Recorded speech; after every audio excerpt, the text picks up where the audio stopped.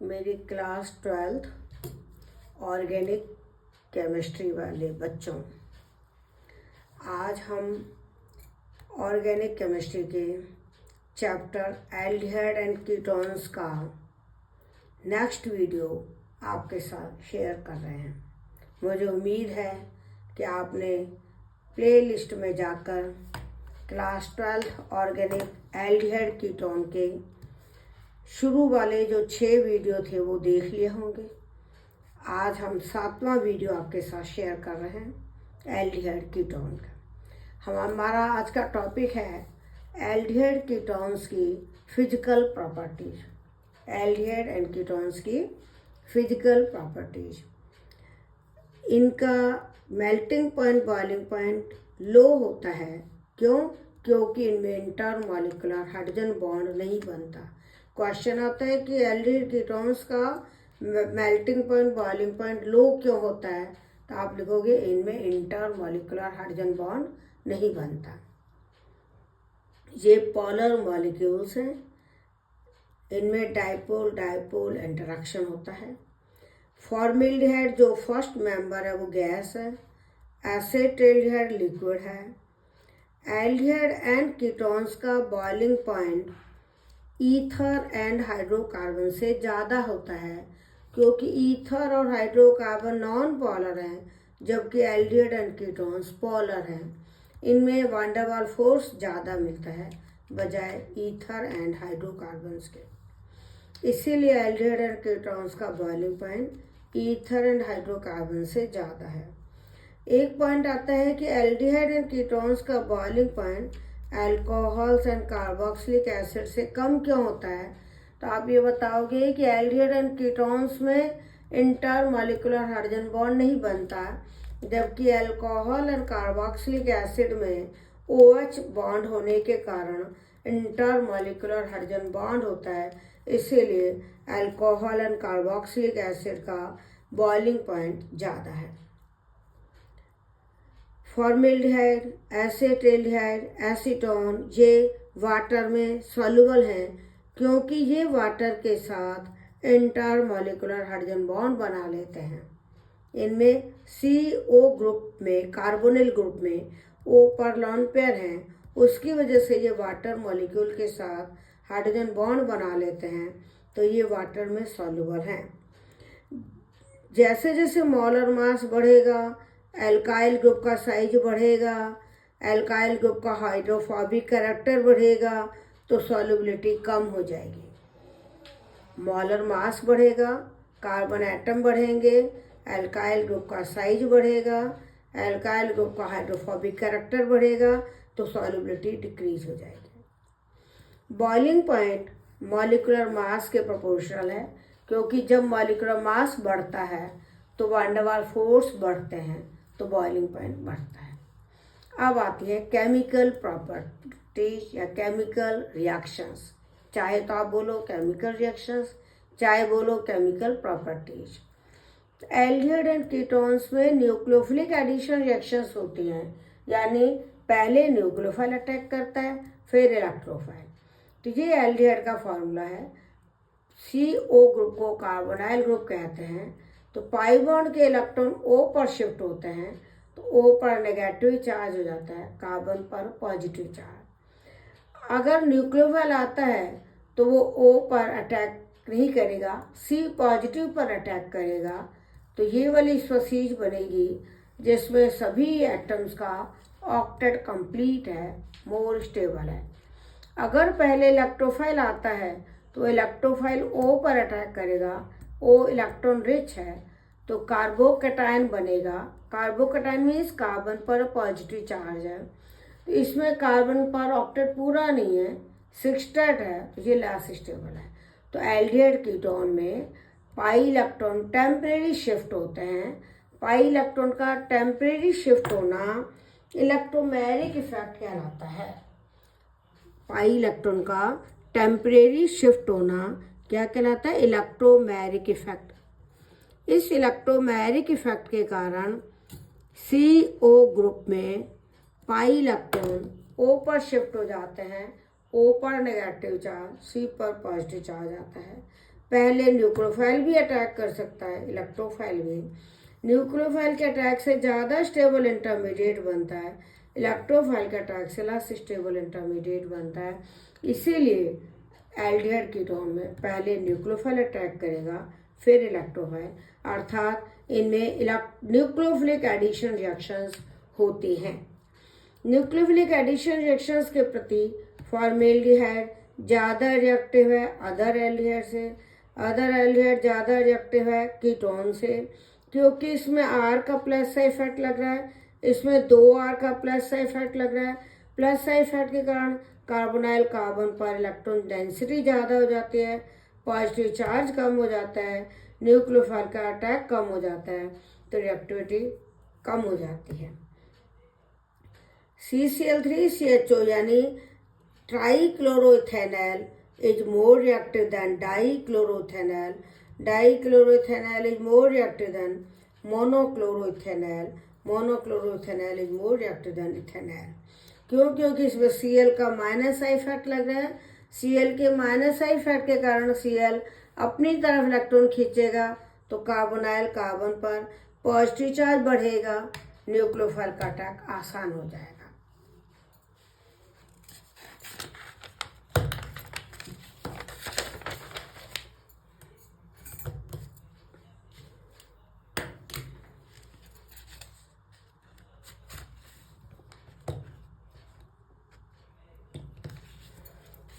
इधर देखिए आप, ये बेंजेल्डिहाइड है, एरोमेटिक एल्डिहाइड बेंजेल्डिहाइड।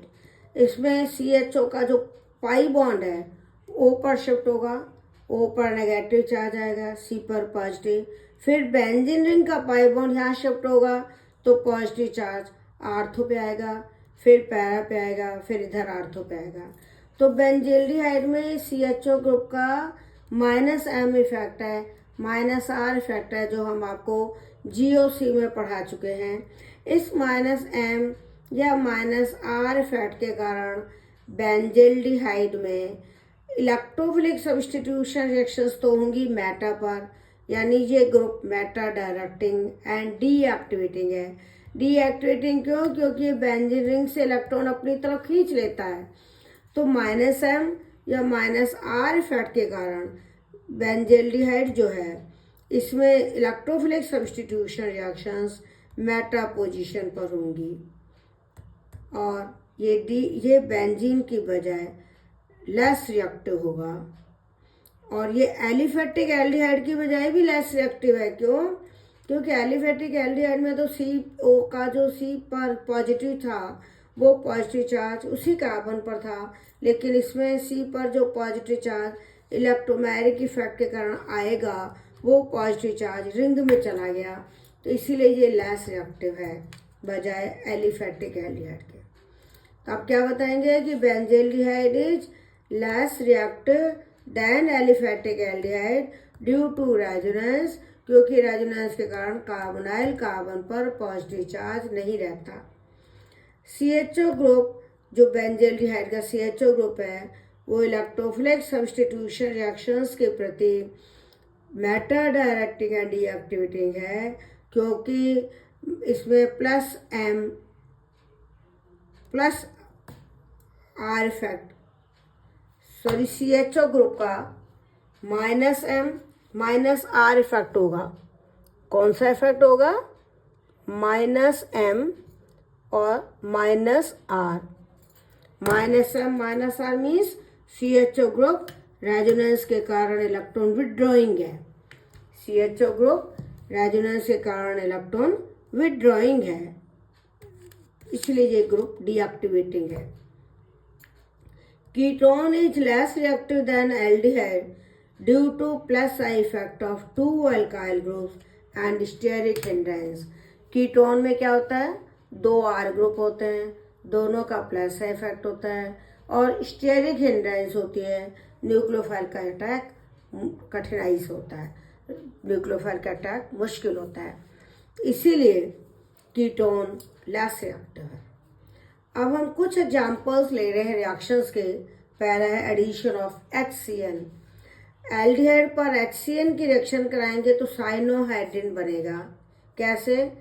ओ पर तो लगेगा H और C पर लगेगा CN। ये साइनोहाइड्रिन बना, इसका हाइड्रोलिसिस पार्शियल हाइड्रोलिसिस होगा तो CN ग्रुप अमाइड में बदलेगा, कंप्लीट हाइड्रोलिसिस होगा CN ग्रुप एसिड में बदलेगा, रिडक्शन होगा तो CN में C ट्रिपल बॉन्ड N था, उस पर 4 हाइड्रोजन जुड़ेंगे तो वो CH2 NH2 में बदलेगा। तो ये जो एसिड बना इसका नाम है ग्लाइकोलिक एसिड, ये इम्पॉर्टेंट है। तो ये फॉर्मेल्डिहाइड का एग्जाम्पल है। तो फॉर्मेल्डिहाइड से ग्लाइकोलिक एसिड बनाना आ सकता है कन्वर्जन में। तो आप कैसे बनाओगे, पहले HCN की रिएक्शन कराना, फिर हाइड्रोलिसिस करना। अगर हाइड्रोलिसिस लिखते हैं तो वो कंप्लीट हाइड्रोलिसिस होगा। एसिटाल्डिहाइड पर HCN की रिएक्शन क्या है, सेम रिएक्शन है, बस यहाँ 2 H है, यहाँ एक R एक H है, तरीका सेम है। O पर H आएगा, C पर CN आएगा, साइनोहाइड्रिन बनेगा। पार्शियल हाइड्रोलिसिस करोगे CN ग्रुप अमाइड में बदलेगा, पूरा हाइड्रोलिसिस करोगे CN ग्रुप COOH में बदलेगा। ये वाला एसिड लैक्टिक एसिड कहलाता है। फिर रिडक्शन करोगे CN ग्रुप CH2 NH2 में बदलेगा, हाइड्रोक्सीअमीन बनेगी।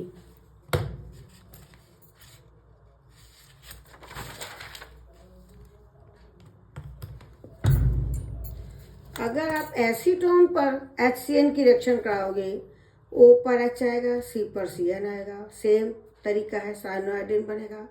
पार्शियल हाइड्रोलिसिस करोगे CN ग्रुप अमाइड में बदलेगा, हाइड्रोलिसिस करोगे CN ग्रुप एसिड में बदलेगा, रिडक्शन करोगे CN ग्रुप CH2 NH2 में बदलेगा। ये रिएक्शन ऑर्गेनिक कंपाउंड बनाने के लिए, कन्वर्जेंस के लिए बहुत इंपॉर्टेंट है। अगला एग्जाम्पल है addition of sodium hydrogen sulphide. Aldehyde ketone की जब सोडियम हाइड्रोजन सल्फाइड से रिएक्शन कराते हैं तो क्रिस्टलाइन एडिशन प्रोडक्ट बनता है, जिसको फिल्टर करके वाश करके हाइड्रोलिसिस करते हैं तो वापस एल्डिहाइड कीटोन बन जाता है। तो इस तरह से ये रिएक्शन एल्डिहाइड एंड कीटोन के सेपरेशन एंड प्यूरिफिकेशन के काम आती है। ये रिएक्शन किसके काम आती है, एल्डिहाइड कीटोन्स के सेपरेशन एंड प्यूरिफिकेशन के काम आती है। ये बहुत इंपॉर्टेंट रिएक्शन है। एल्डिहाइड ले लो, चाहे फॉर्मेल्डिहाइड ले लो, चाहे कीटोन ले लो, सोडियम बाइसल्फाइड से रिएक्शन कराएंगे, O पर H लगेगा, C पर SO3Na लगेगा, इसको OSO2Na भी लिखते हैं। ये क्रिस्टलाइन एडिशन प्रोडक्ट है, इसके हाइड्रोलिसिस से वापस एल्डिहाइड या कीटोन बन जाता है। मान लो एल्डिहाइड और एसिड का मिक्सचर है, आप सोडियम बाइसल्फाइड डालोगे तो एल्डिहाइड तो रिएक्शन करके एडिशन प्रोडक्ट दे देगा जो क्रिस्टलाइन होगा, और कार्बोक्सिलिक एसिड रिएक्शन ही करेगा। फिर उस क्रिस्टलाइन एडिशन प्रोडक्ट को फिल्टर कर लेंगे, हाइड्रोलिसिस करके वापस एल्डिहाइड या कीटोन बना सकते हैं। तो ये रिएक्शन एल्डिहाइड कीटोन के सेपरेशन एंड प्यूरिफिकेशन के काम आती है। अगली रिएक्शन है ग्रिग्नार्ड रिजेंट से। ये हमने आपको पहले ग्रिग्नार्ड रिजेंट का वीडियो शेयर किया था, उसमें भी बताया था। और अल्कोहल का जो चैप्टर हमने बनाया है, जो प्ले लिस्ट में आपको NCERT organic 12 chapter alcohol ether and phenol, उसमें भी आपको ये रिएक्शन मिलेगी। और हम एल्डिहाइड कीटोन में भी ये रिएक्शन पढ़ रहे हैं, क्योंकि कोई एक रिएक्शन एक चैप्टर में तो मेथड ऑफ प्रिपरेशन में आती है और दूसरे चैप्टर में वो प्रॉपर्टी है। जैसे ये रिएक्शंस अल्कोहल बनाने के मेथड में आ गई, अब एल्डिहाइड कीटोन की प्रॉपर्टीज में आ गई। तो ग्रिग्नार्ड रिजेंट का फॉर्मूला होता है RMgX। जब हम फॉर्मेल्डिहाइड की RMgX से रिएक्शन कराएंगे, O पर तो MgX लगेगा, C पर R। क्यों? क्योंकि O नेगेटिव है, इधर MgX पॉजिटिव है, तो MgX तो O पर जुड़ेगा और C positive pay R negative जुड़ेगा। अब इसका हाइड्रोलिसिस करोगे, यहाँ से बॉन्ड ब्रेक होगा, वाटर का H इधर लगेगा, OH इधर, तो ये प्राइमरी अल्कोहल बन जाएगा, एक कार्बन ज़्यादा वाला। तो जब भी हम फॉर्मेल्डिहाइड से ग्रिग्नार्ड रिजेंट की रिएक्शन कराते हैं, एक कार्बन ज़्यादा वाला प्राइमरी अल्कोहल बनता है, जैसे RCH2OH।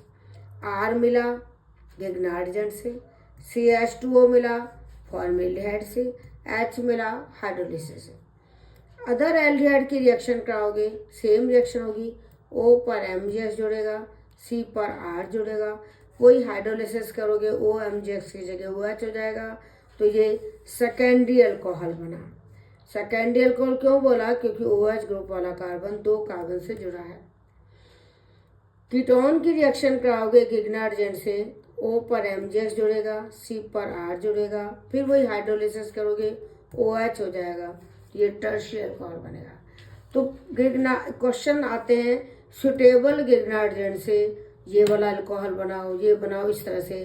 तो अगर टर्शियरी अल्कोहल बनाने को आए तो आप कीटोन से रिएक्शन कराना, सेकेंडरी अल्कोहल बनाने को आए तो अदर एल्डिहाइड से कराना, प्राइमरी अल्कोहल बनाने को आए तो फॉर्मेल्डिहाइड से कराना। ये रिएक्शन बहुत इम्पॉर्टेंट है और हमने अल्कोहल वाले चैप्टर में भी आपको करा दी है। इसको पढ़ के देख लेना। आज हम इतना ही पढ़ाकर ख़त्म कर रहे हैं। All the best, thank you.